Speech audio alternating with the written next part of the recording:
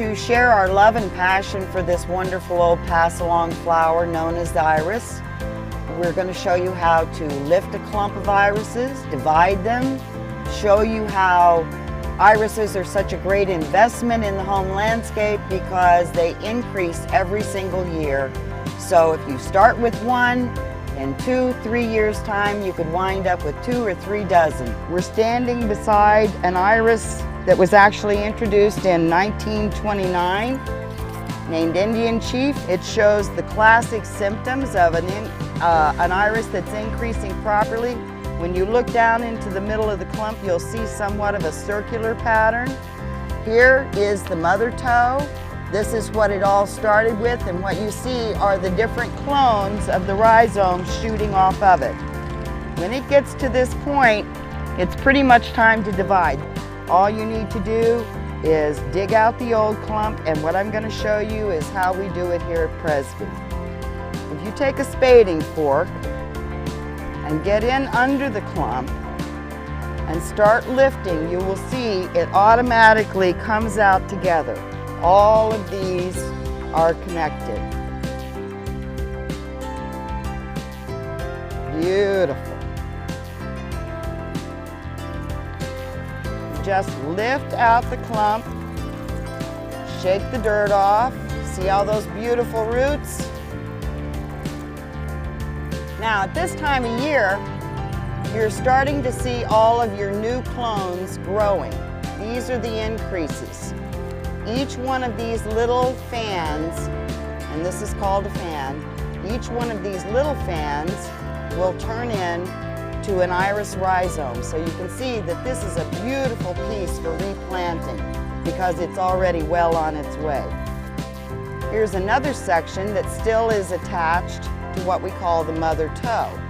So really, once this section blooms, you can see the bloom scar right here. This section will not bloom again. The new blooms will come from the new increases. Here's a smaller one that's broken off of the mother. Now take a look at this big bad boy. He's got the right name, Indian Chief. The interesting thing about Indian Chief is that so many people say, I can't grow irises.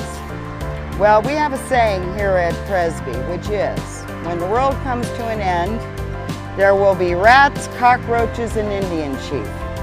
Your husband can drive over this. Your landscaper can weed whack it. The kids can play basketball on it. You can get annoyed with it and throw it out in the street. It's still going to grow. So it's a great beginner iris. The other part of this is because we've now lifted it from the ground and we're going to replant it.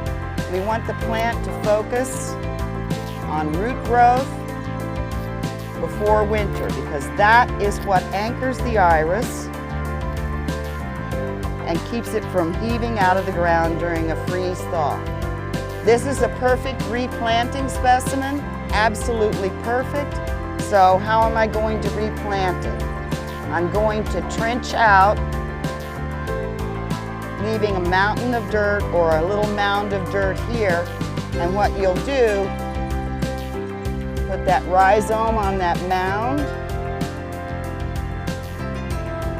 backfill around the roots, take your fingers, work in the soil under the rhizome, keep filling around.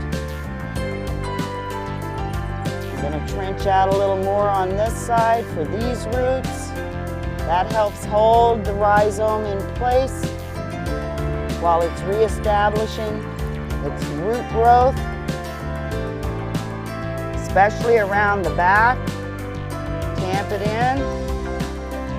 Here in New Jersey, because we have kind of crazy weather, we like to cover the top of the rhizome with just a little bit of soil while the root growth process happens, and it'll settle, and by next year the rhizome will have its belly facing the sun. When you hear the instructions about taking a sharp knife to divide your irises, you don't need knives. What you need is patience and diligence and allowing them to separate the way they're telling you they want to be separated.